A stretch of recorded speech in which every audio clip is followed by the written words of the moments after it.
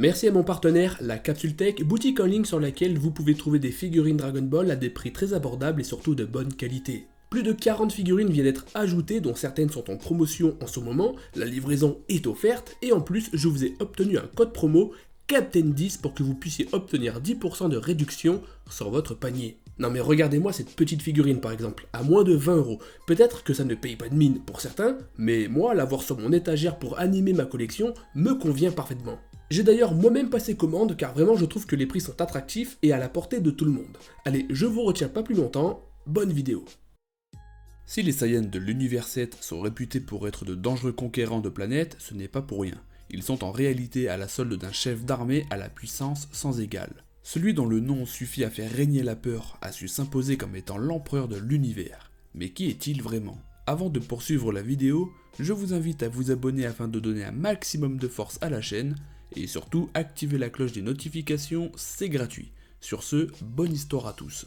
Freezer est né avant l'an 730. Il est le fils du roi Cole, qui à ce moment-là est l'empereur de l'univers et à la tête d'une riche famille via les nombreuses conquêtes qu'il a menées. Pour cause, la famille de Freezer est également réputée pour avoir une puissance incroyablement effrayante de nature. Rien que leur nom suffise à apeurer les troupes. Mais Freezer semble se démarquer avec une puissance plus évoluée. Il dépasse rapidement son père en puissance et s'impose alors des formes de régression afin de pouvoir contenir sa véritable force. Ce potentiel immense fera qu'il obtient le rôle de son père en l'an 732.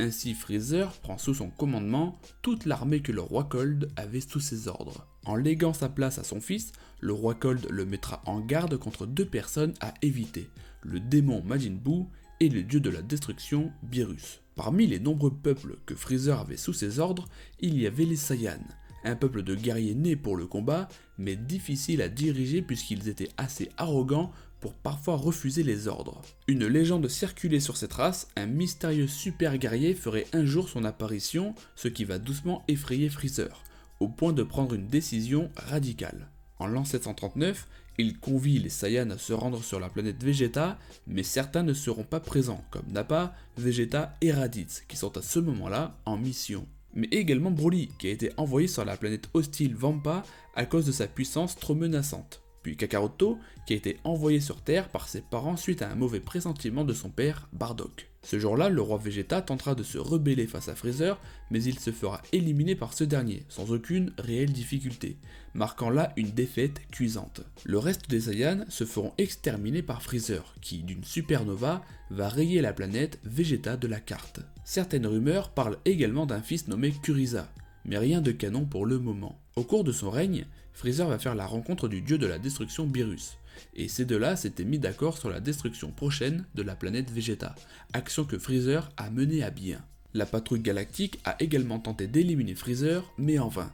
Ils se sont fait massacrer, et donc depuis ce jour-là, ils n'ont jamais réessayé quelconque offensive sur l'empereur de l'univers. Plusieurs décennies plus tard, le nom de Freezer ressort pour une toute autre histoire, la chasse au Dragon Ball sur la planète Namek. En effet, sur la planète Freezer numéro 79, se trouvent des soldats qui s'apprêtent à prendre en charge Vegeta, suite à son combat sur Terre. Lors d'une conversation avec Kiwi, il apprend que Freezer a eu vent de la superbe nouvelle concernant les artefacts des Namek, les boules de cristal. Ce qui explique pourquoi il a rapidement quitté la planète Freezer numéro 79, puisqu'il compte tout simplement s'emparer des Dragon Ball pour obtenir la jeunesse éternelle.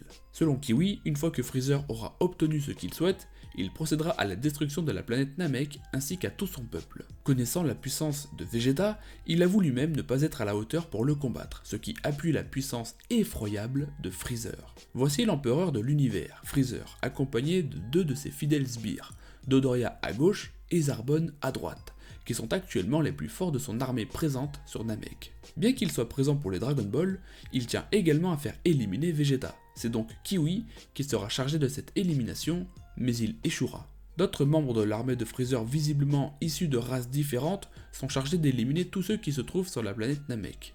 Ils feront alors la rencontre de Sangohan et de Krillin, mais se feront neutraliser assez aisément. Il y a un détail que j'ai négligé, les Scouters, un appareil que possède chaque membre de l'armée de Freezer au niveau de l'œil qui sert à calculer la puissance d'un adversaire, à écouter des conversations ou encore à traquer un ennemi.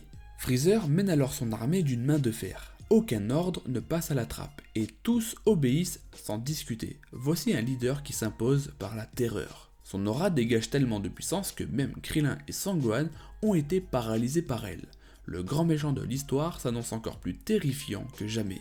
Malgré son haut statut, Freezer prend la peine de se présenter auprès des Namek, certainement une technique d'intimidation pour faciliter la coopération de ces derniers. Même si des menaces restent toujours présentes puisqu'il assure qu'ils vont être massacrés s'ils ne veulent pas coopérer. Et en technique d'intimidation, Freezer est très fort puisqu'il raconte l'histoire d'un Namek qui a refusé de leur donner des informations et donc, il a vu un de ses amis être exécuté sous ses yeux. Ainsi, il a appris la vérité. C'est le doyen de cette planète qui est l'auteur des Dragon Ball. Il y en a 7 répartis entre chaque chef de village et pour les obtenir, il faut se présenter devant chaque chef qui évaluera la sagesse, de la force et de ses intentions à travers les vœux souhaités. Les Namek refusent de croire que l'un des leurs les a vendus, mais Freezer prouve à quel point il est prêt à tout pour obtenir ce qu'il souhaite.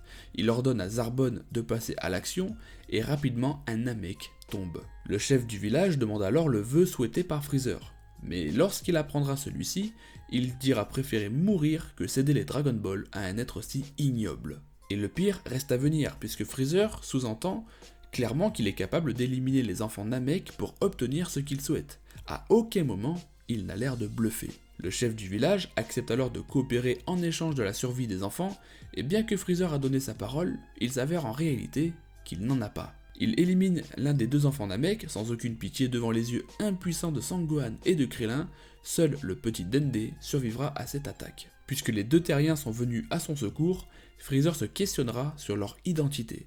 Même si Freezer mène son armée du bout des doigts, il ne semble cependant pas tenir à la vie de ses hommes, puisqu'en voyant le non-retour de Dodoria, il estime que c'est un bon à rien, et qu'il ne faut pas perdre du temps avec quelqu'un qui n'est pas capable de rattraper des enfants. Son souhait, ses ordres. Il envoie tous ses hommes à la recherche des Dragon Ball, quitte à croiser Vegeta, mais il s'en fiche. Lui, il ne se bat pas, il préfère attendre bien sagement au vaisseau. Mais il est loin d'être bête, il sait que Vegeta a probablement déjà les 2 dernières Dragon Ball, alors il se pointera de lui-même dans l'intention de dérober celle de Freezer. Donc son plan est d'attendre que cela se produise afin de prendre Vegeta à son propre jeu et de lui dérober ses 2 Dragon Ball. Ainsi, il aura les 7 en sa possession, sans forcer.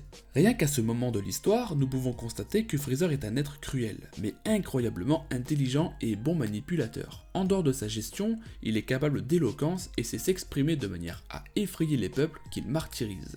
Même Kaiô semble effrayé par Freezer. Il déconseille fortement Sangoku de se mesurer à lui, car les conséquences pourraient être terribles s'il ne parvient pas à en venir à bout. Et pour cause, même si Vegeta obtient l'immortalité selon Zarbon, il ne pourra jamais éliminer Freezer car sa puissance se trouve à 1000 lieues de la sienne.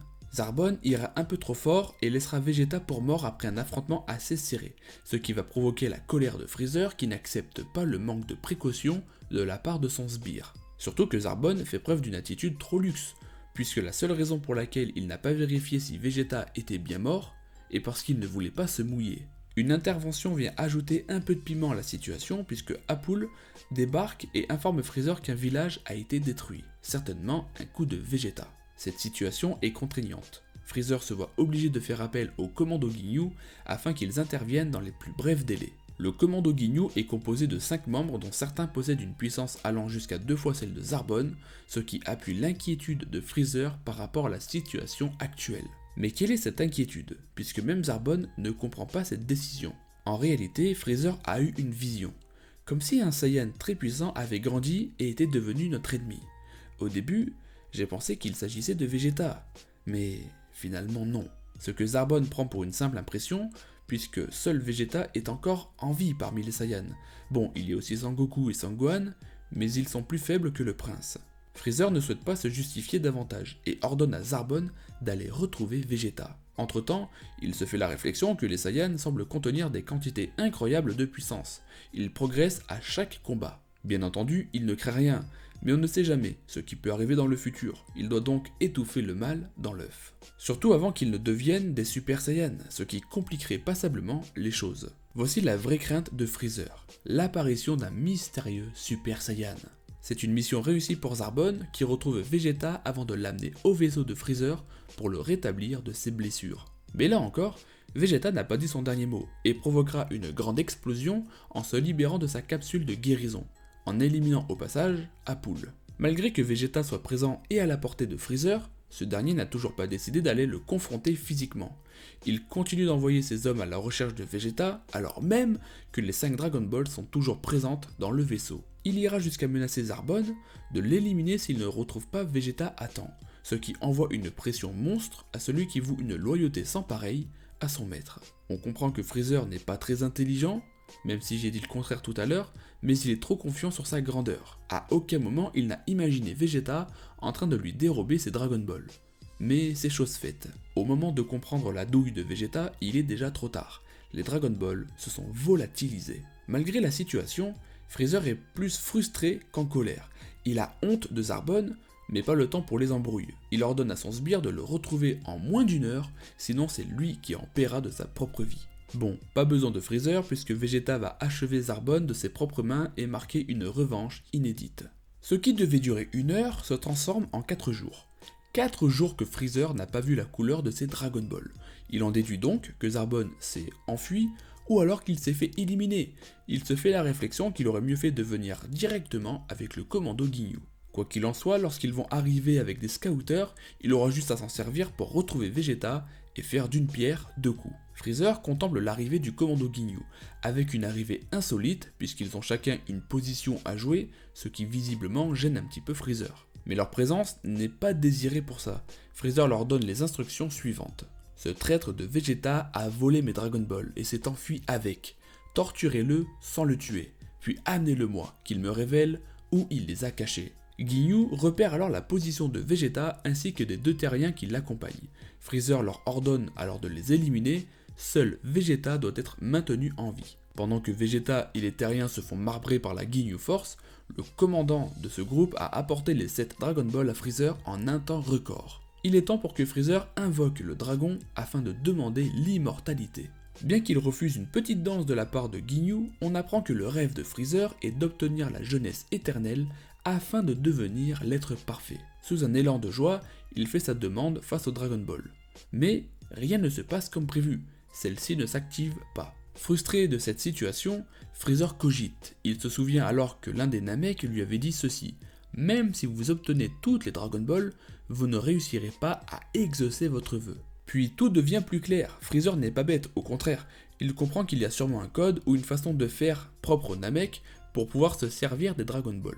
Freezer réussit à localiser Nail qui se dirige à toute vitesse au domicile de Saishoro, le chef Namek. C'est une chance pour Freezer d'aller chercher ce dont il a besoin, la solution. Sur le trajet, il va croiser la route de Dende, mais il décidera de ne rien faire, préférant aller voir le doyen directement. C'est la 2e fois que Freezer est aussi négligent vis-à-vis de ce genre de détails. À son arrivée, il fait la rencontre de Nail, le guerrier Namek chargé de la protection du doyen. Il lui fera part du motif de sa visite, mais ce dernier ne désirant pas lui venir en aide, lui demandera de partir. Freezer joue la carte de la menace, mais Nail s'en fiche, il est voué à sa cause. Il met en garde Freezer sur l'identité du Namek qui se cache dans la bâtisse et que s'il meurt, alors les Dragon Ball disparaîtront avec lui pour toujours. Freezer part alors à sa rencontre afin de solliciter sa coopération, mais en vain. Saishoro n'est pas disposé à collaborer avec l'ennemi, il met en garde Freezer sur la véritable force de Nail, et qu'il ne sera pas un adversaire facile. Il est temps pour que Freezer réponde à ses pulsions, il doit vaincre Nail.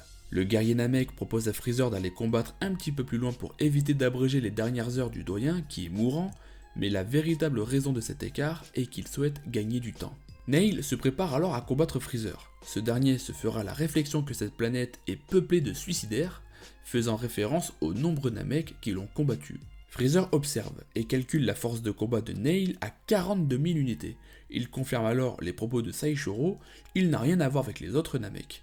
Il verrait bien Nail rejoindre son armée. Il passe aux aveux, sa force actuelle est de 530 000 unités, ce qui représente un peu plus de 12 fois la force de Nail. Cet écart de force donne une idée à Freezer. Il va se battre à une seule main, ce qui énerve Nail qui a déjà compris qu'il était foutu. Freezer n'essaye même pas d'esquiver une attaque portée à toute puissance dans son cou. Il encaisse en se moquant du niveau de Nail, avant de lui arracher le bras sans aucune difficulté. Oui, Freezer est un être atrocement cruel, et c'est la première fois que nous le voyons à l'œuvre. Bien qu'il pensait avoir l'avantage au point de faire parler Nail, il n'est pas au bout de ses surprises, puisqu'il est capable de régénération. Bon, cela ne va pas arrêter Freezer puisqu'il va continuer à le combattre, ou même à le torturer, jusqu'à obtenir ce qu'il est venu chercher. Le massacre continue, Nail tente le tout pour le tout, mais est dans un mauvais état. Freezer se montre beaucoup trop résistant pour son niveau. Voilà que Nail est vaincu mais pas mort. Freezer tente tant bien que mal à lui soutirer la formule d'invocation, mais Nail rigole et se moque à son tour. Même s'il meurt maintenant, ça ne change rien. Dende est déjà en route pour aller voir les terriens et leur remettre la formule. Freezer se souvient de lui. Voilà qu'il a été négligent et ce détail lui a coûté un temps précieux. Le maître de l'univers plonge dans un état colérique, lui qui est si fort, si intelligent et qui dispose de beaucoup de ressources, le voilà doublé tel un débutant qui ne l'avait pas vu venir. Freezer finit alors par arriver sur les lieux et constate son échec. Les Dragon Ball sont obsolètes et les membres du Commando Ginyu ont tous été vaincus. Et pour cause, c'est la première fois qu'il rencontre des individus qu'il qualifie d'imbéciles, l'humilier à ce point. Il leur promet alors une mort lente et douloureuse, et pour les faire payer de ce qu'ils lui ont fait. Mais Vegeta lui tient tête, il n'est pas résigné à fuir ou à se soumettre. Voilà que Freezer se retrouve pour la première fois être confronté par un de ses soldats, même s'il s'agit avant tout d'un Saiyan, Vegeta. Lorsqu'il libère sa puissance, Krillin comprend qu'ils ne pourront rien faire face à lui. Ce à quoi Freezer lui répond que non, bien évidemment, comment 3 fourmis pourraient-elles se mesurer à un véritable dragon? Freezer fonce sur Vegeta pour lui faire comprendre qui est le plus fort, mais contre toute attente, le Saiyan résiste plutôt bien contre lui, au point de faire exploser le scouter de Freezer. Mais il est temps pour que Freezer dévoile sa transformation, celle que Zarbon avait teasée un petit peu plus tôt. Et donc on apprend que Freezer a opté pour des formes de régression afin de camoufler ou contenir sa véritable force car à son maximum, il n'arrive pas à la contrôler. Il va enrichir ses provocations en disant que pour détruire la planète Vegeta et pour éliminer le roi Vegeta, il n'a pas eu besoin de se transformer. Ainsi le roi Vegeta ne valait pas grand chose. La mutation débute, Freezer se débarrasse de son armure et chaque membre de son corps gagne en taille, jusqu'à obtenir une forme plus grande et plus intimidante que la première. En ce qui concerne sa puissance, elle fait 1 x 2, puisqu'il avoue très clairement qu'elle a dépassé le 1 000 000 d'unités. Sa première attaque annonce du très lourd pour la suite du combat qui va être mené, puisqu'il fait preuve d'une destruction terrifiante pour débuter les hostilités. Il décide de s'en prendre à Krillin en l'embrochant de sa corne. Lorsque Sangohan voudra aider Krillin, il va se mettre en travers de son chemin et lui conseiller de s'inquiéter pour sa propre survie. Mais le fils de Sangoku n'est pas décidé à laisser tomber.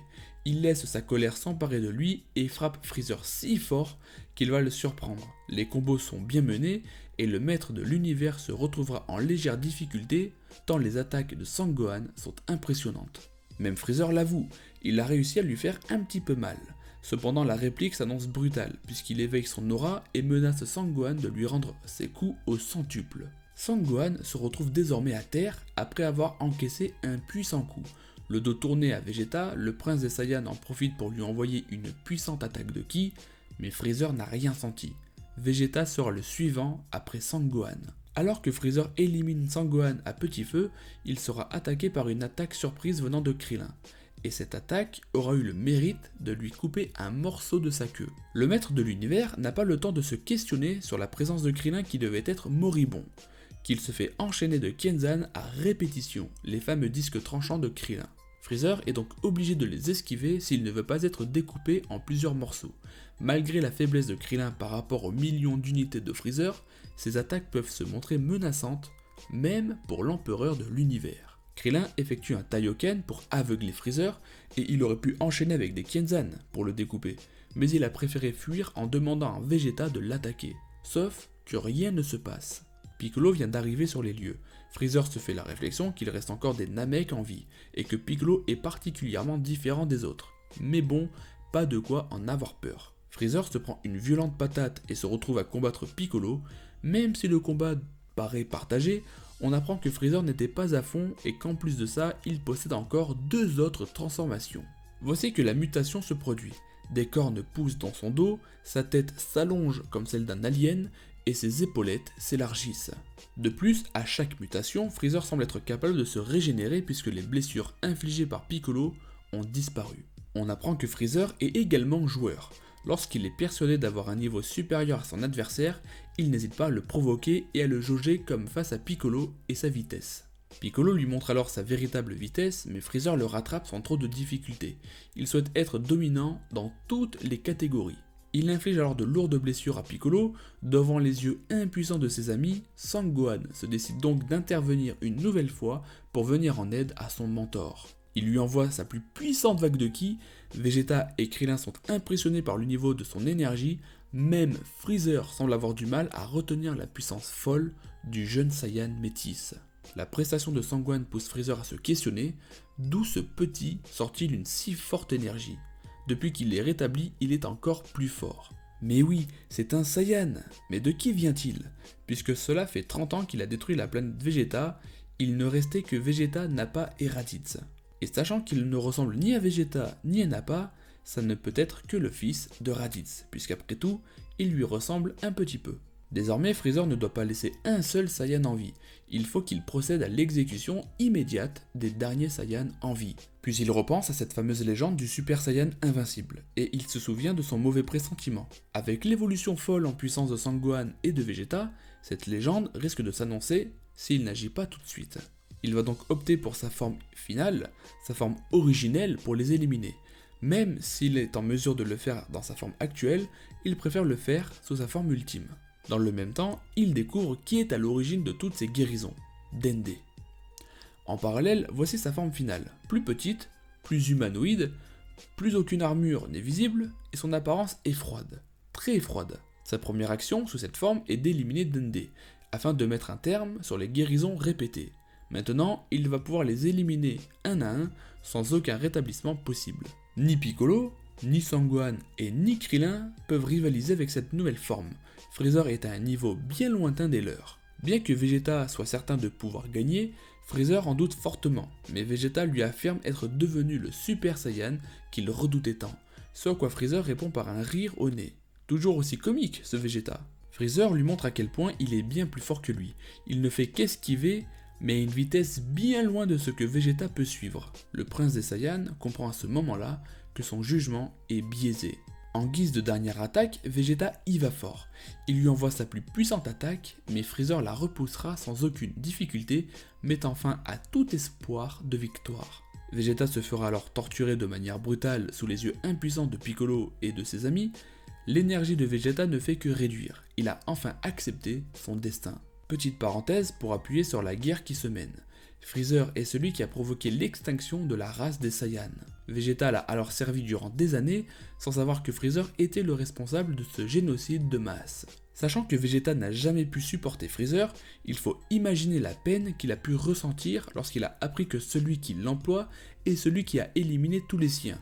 Freezer s'est juste servi de Vegeta. Maintenant que Vegeta a pu se défaire de son emprise et évoluer en puissance, il voulait obtenir vengeance et se débarrasser de Freezer, une bonne fois pour toutes.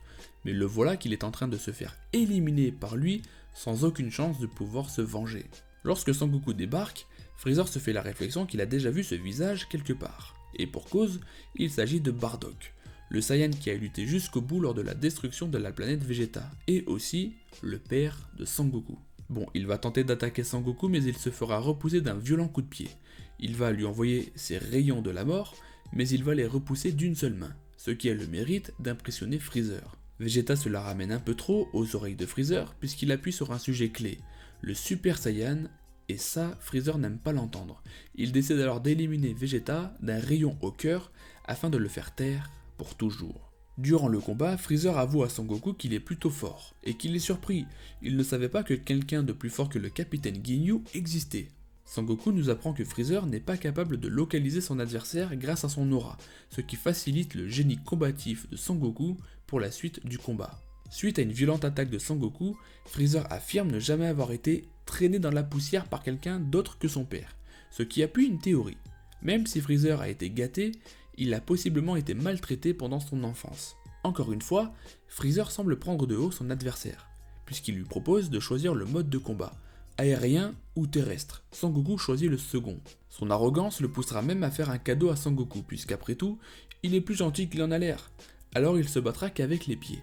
Cadeau qui ne va pas durer bien longtemps, connaissant Freezer. Il reconnaît la puissance de Sangoku et lui proposera de rejoindre son armée avec un beau poste et avoir plus de travail que Ginyu. Oui, c'est culotté, mais c'est Freezer. Voyant le refus de Sangoku, il n'y a qu'une alternative à ce combat, la mort.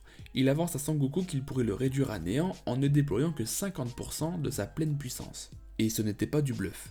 Même avec le Kaioken x10, Sangoku ne parvient pas à rivaliser avec les 50% de la pleine puissance de Freezer. Pour cause, il a une puissance si énorme qu'il pourrait détruire la planète Namek sans sourciller.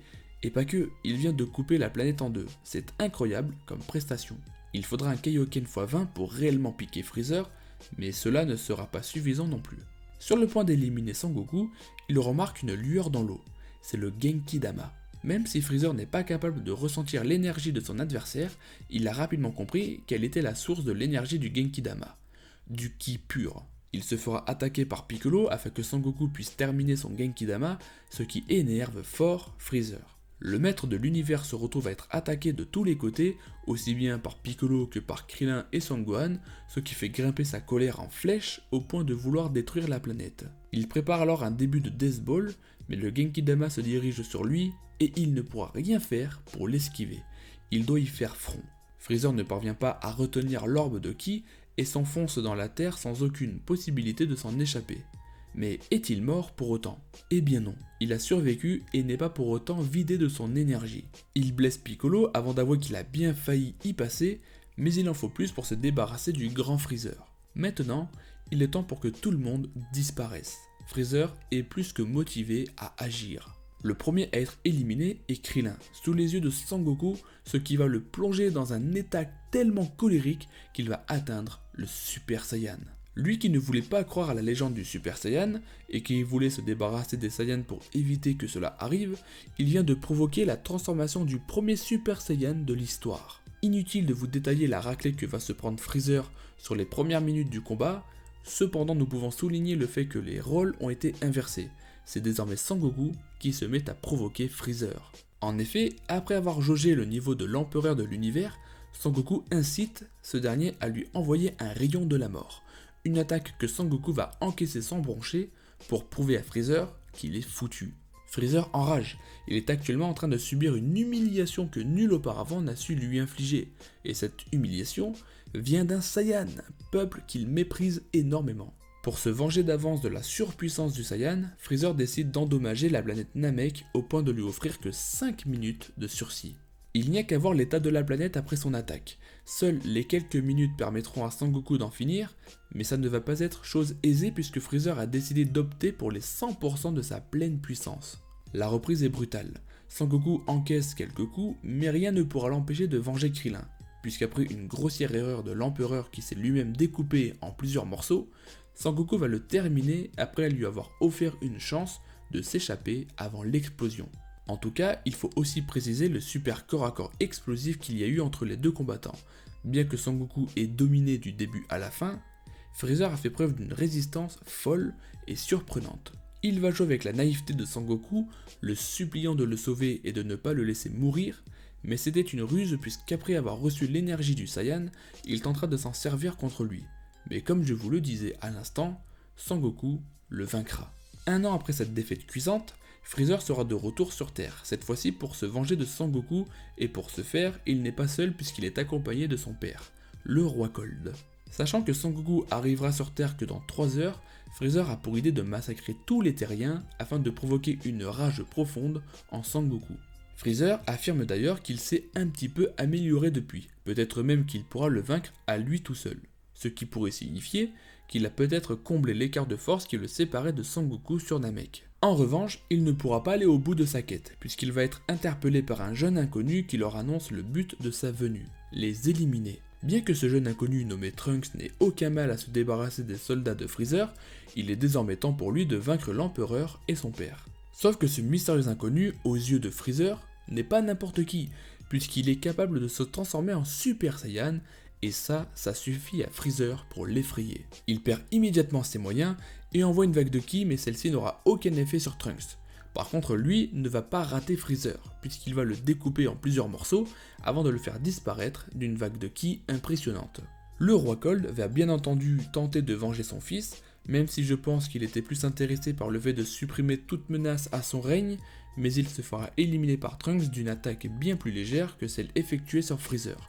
Genre, un rayon a suffi à l'envoyer chez Enma. Pour Dragon Ball Z, c'est ainsi que se clôture la présence de l'empereur de l'univers. Durant son règne, Freezer a fait la conquête de 448 planètes, ce qui représentait plus de 2/3 de l'univers. Mais son histoire complète n'est pas terminée. Continuons. Sachant que je me base principalement sur le manga, je vais continuer jusqu'à la proposition de participer au tournoi du pouvoir, mais il faut savoir tout de même que Freezer est revenu un peu plus tôt dans le film Fukatsu no F. Bon, ok, on aperçoit brièvement la présence de Freezer dans le manga, mais ça ne montre rien d'exceptionnel. Pour en revenir au manga, Freezer rejoint l'équipe de l'univers 7 pour participer au tournoi du pouvoir, car Sangoku a eu l'excellente idée de l'inviter à la place de Monsieur Boo. C'est donc tout naturellement que Sangoku rend visite à Freezer dans son enfer, qui est comme le paradis, mais ce lieu paradisiaque sonne comme l'enfer pour l'empereur. Ainsi, le Saiyan responsable de la pire humiliation de Freezer arrive à la proposition. Cependant, pour que Freezer accepte de combattre aux côtés des Saiyans, qu'est-ce que Sangoku a-t-il bien pu lui promettre comme récompense? Rien de bien méchant. Sangoku a tout simplement promis à Freezer de le faire ressusciter en cas de victoire de l'univers 7, et ce, sans avoir concerté tout le monde. Dès son arrivée sur l'arène, Freezer fait la rencontre de Frost, son alter ego si je puis dire dans l'univers 6.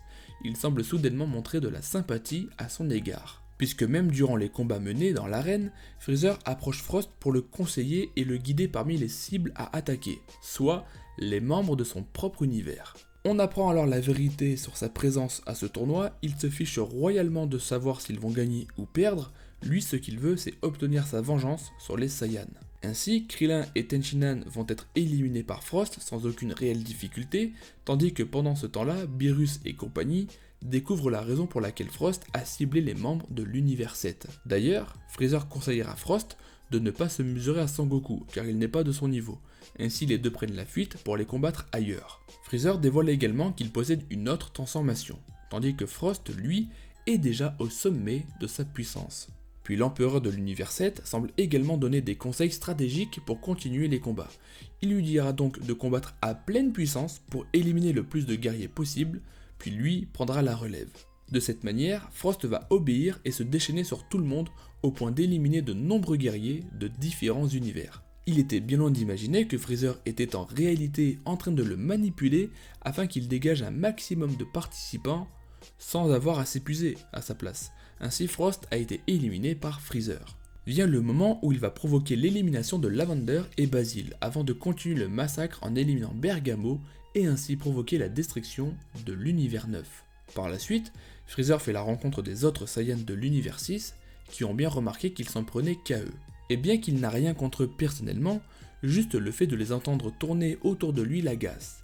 Faut dire qu'il reste des Saiyans, et la haine que Freezer ressent pour eux est inter-univers. Caulifla se transforme rapidement en Super Saiyan et aura l'impression de surprendre Freezer, mais ce dernier lui répond que non, cela fait bien longtemps que cette transformation ne l'impressionne plus.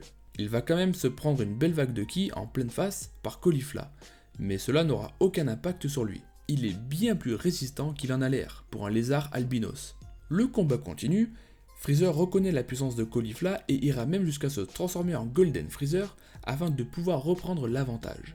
Sous cette forme, il n'a aucun mal à reprendre l'avantage et se fera un malin plaisir de dominer Caulifla jusqu'au moment où Kale va s'y mêler et frapper Freezer dans son dos sans qu'il puisse voir venir les coups. Bon, elle se fera avoir par Freezer, qui n'est pas non plus un débutant dans la matière, ainsi il va pouvoir tabasser les 3 Saiyans de l'univers 6 pour soulager ses envies de massacre. Que ce soit Caulifla qui se fait malmener dans tous les sens, ou encore Kaba qui n'a aucune chance de faire quoi que ce soit puisqu'il est plus faible que Caulifla, il ne reste que Kale pour changer la donne. Elle libère alors son énergie et débloque une puissance inédite pour l'univers 6, puisqu'elle est en réalité le Saiyan de la légende, une sorte de Broly au féminin. Avec la nouvelle forme de Kale, Freezer n'a aucune chance de pouvoir s'en sortir dans l'immédiat. Il est à son tour malmené par celle-ci, malgré sa golden form. C'est quand même intéressant à souligner que peu importe l'univers qu'il affronte, où se trouvent des Saiyans, Freezer rencontre forcément quelqu'un de plus fort que lui, et qui plus est une Saiyan. Sangoku va devoir intervenir pour tenter d'aider Freezer face à Kale, mais l'empereur de l'univers va refuser toute aide possible venant de quelqu'un d'autre, et donc il va repousser Sangoku. Pendant que tout le monde se la met sur l'arène, Freezer décide de prendre une petite pause histoire de récupérer son énergie. Décidément, il n'est pas motivé à l'idée de se battre contre les autres. Évidemment, ce ne sont pas des Saiyans. Il le rejoint Toppo, après s'être fait éjecter par Vegeta, il lui dira que confier le sort de son univers sur les épaules de quelqu'un d'autre, c'est le comble de la déchéance. Freezer va alors le frapper afin de l'éloigner de plus en plus de l'arène, le forçant à s'agripper de pierre en pierre jusqu'au moment où Dispo va venir aider Toppo. Freezer va alors choisir de détruire les pierres flottantes afin de leur retirer toute possibilité de revenir sur l'arène, ainsi il continue le petit jeu du grand dominant. Même C17 dira à Freezer d'arrêter de faire son sadique, qu'il abrège, mais cela paraît être un si beau spectacle aux yeux de l'empereur du mal. Il n'aura finalement pas le temps de les éliminer puisque Jiren débarque et les écarte de la zone. Freezer tente alors d'entrer dans la tête de Jiren, mais pour qui il se prend à penser pouvoir gagner à 1 contre 4 ? Mais Jiren le redescend aussitôt. Qu'est-ce qu'il fout là encore lui ? Il n'a pas l'air si fort pourtant. Cette réponse semble avoir affecté Freezer, même si cela ne se voit pas, puisqu'il a aussitôt opté pour sa Golden Form en affirmant à Jiren qu'il dissimulait sa véritable puissance. Cependant, et comme l'affirme Whis, Freezer est bien conscient de la différence de puissance entre eux, mais il souhaite gagner du temps car le tournoi arrive à son point culminant. Sur le point d'être éliminé par Jiren, Freezer sera secouru par C17, qui évite le pire. Il va donc en profiter pour imposer un plan à Freezer. Tout n'est pas encore terminé. Le fameux plan étant de simuler la mort de C17 afin qu'il pense qu'ils ne sont plus que 3, Jiren va alors éliminer Vegeta de l'arène avant de se retrouver à affronter Sangoku avec ses dernières forces. Puis Freezer va sortir de nulle part et attaquer Jiren en se sacrifiant pour l'amener hors de l'arène avec Sangoku également, tandis que C17 n'est pas vraiment mort, il s'était juste caché sous les débris. Ainsi, C17 est le grand vainqueur et l'univers 7 ressort de ce tournoi victorieux, grâce à la coopération de Freezer tout de même. Il obtient alors ce qu'il voulait, à savoir une résurrection totale de la part de Whis, puisque Beerus voulait le féliciter de sa brillante stratégie. Mais Freezer est catégorique, il n'a jamais dit qu'il allait changer pour aller sur la bonne voie, tandis que Sangoku lui assure une raclée si jamais il fait des siennes. Freezer semble heureux de retrouver ses ennemis et sa liberté, on dirait même qu'il n'est plus aussi méchant qu'avant. Pour la suite, cela n'apparaît pas tellement dans le manga, mais une page est dédiée à l'histoire. Freezer est à l'origine du conflit entre Broly et Sangoku et Vegeta. Il y a une histoire particulière entre Freezer et les Eaters. Si ça vous intéresse, j'ai traité l'histoire complète dans cette vidéo, je vous mets le lien dans la description. Pour résumer rapidement, Freezer collaborait avec les Eaters vis-à-vis des planètes à conquérir, mais ils n'ont jamais supporté l'arrogance et le règne de Freezer, ils ont toujours voulu sa place. Freezer l'a toujours su, mais a continué de profiter d'eux pour l'intérêt de son armée. Ainsi, lorsqu'il se retrouve avec les Eaters des années plus tard, il élimine Gas en un seul coup qui, pour rappel, est actuellement l'être le plus fort de l'univers. Puis il va éliminer l'aîné et chef des Eaters, Elec, après lui avoir affirmé qu'il est le plus faible de sa famille. Juste après, il explique pourquoi il est devenu si fort.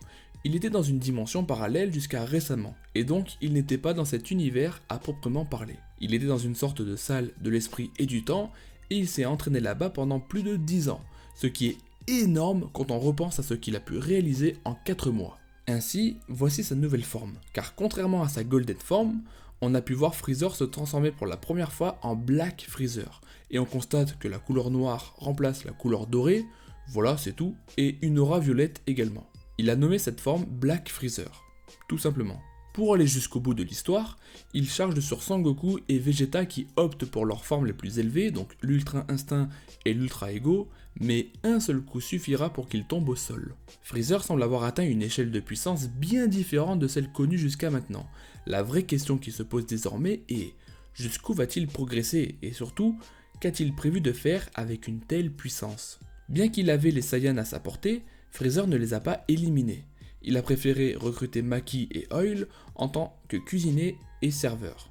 Ainsi, il quitte la planète céréale et ne se représentera pas avant longtemps, toujours pas aujourd'hui d'ailleurs. C'est ainsi que se clôture l'histoire de Freezer, alias l'empereur de l'univers, un personnage très important pour le lore de Dragon Ball puisqu'il est l'ultime antagoniste de nos personnages principaux. Merci d'avoir regardé cette vidéo, j'espère qu'elle vous a plu et si c'est le cas alors abonnez-vous pour ne manquer aucune des prochaines vidéos à venir car il y a du très lourd qui débarque. Encore merci à la capsule de soutenir la chaîne, n'hésitez pas à leur rendre visite sur la boutique avec mon code promo Captain10 et faites-vous plaisir, les prix sont vraiment attractifs. Je vous mets le lien dans la description et je vous dis à très vite, prenez soin de vous, ciao.